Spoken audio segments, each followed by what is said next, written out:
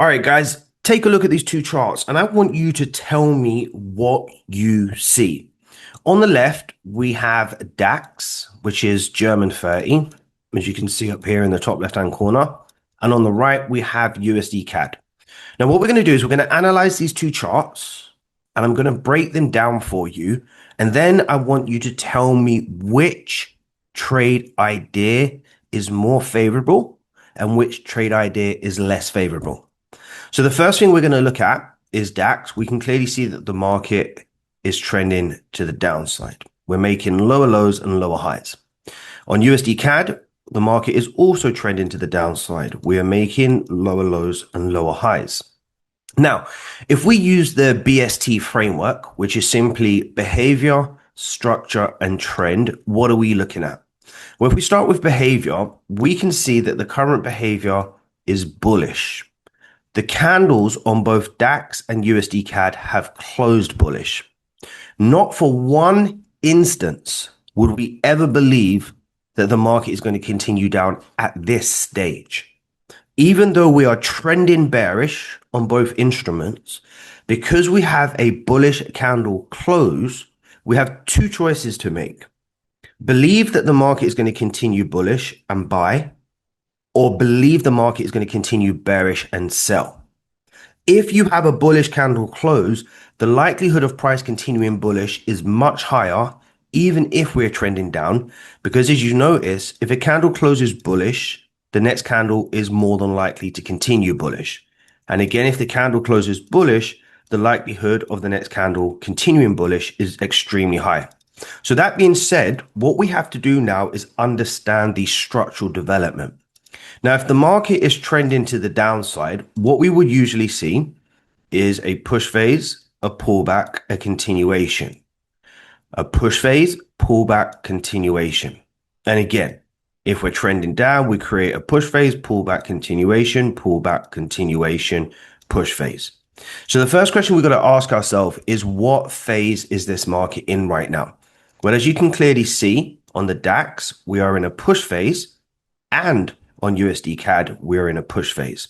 So that being said, understanding the simple development of a trend to the downside, being in a push phase, the likelihood of price creating a structural development as a pullback on both USD CAD and DAX is much higher at this moment in time than the idea of price continuing bearish from this point.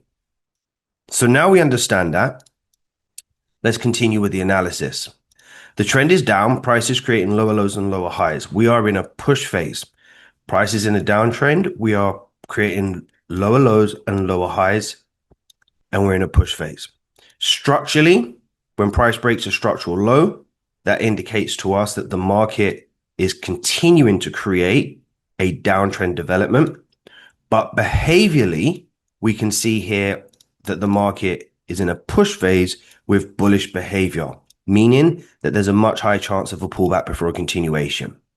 So we have two instruments, the exact same trend development, the exact same structural development, and the exact same behavioral development. So what are we going to do? Well, the most logical thing is to take this trade with the idea that the market can pull back before a continuation. So if we set this up and we go for a trade idea here on the DAX with a pullback trade, it is always better to manage those trades more aggressively, even if you're going for a bigger target than 1-to-1, because the likelihood of price continuing bearish is much higher than the market continuing bullish. Stop loss placement is going to be the structural low. So if price takes out the low, then we completely invalidate the trade. And here again on USD CAD, we put it below the lowest point. This is the wick rejection, and we still go for a 1-to-1. Now, let's take a look at the DAX and see what happens here. As you can see, we managed to get to that 1-to-1 target.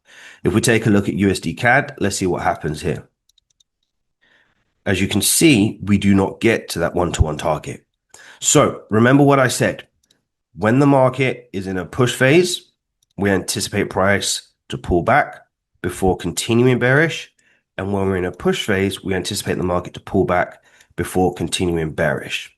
So How would we know that the DAX is a more favorable buying opportunity over USD CAD? Well, we have a very simple principle that we can follow.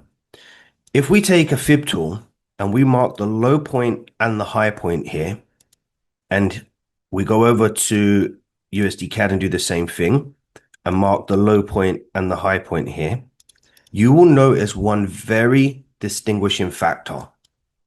On USD CAD, you can clearly see that we have clear range back to 40 to 60% in order for price to pull back before creating that lower high and continuing bearish.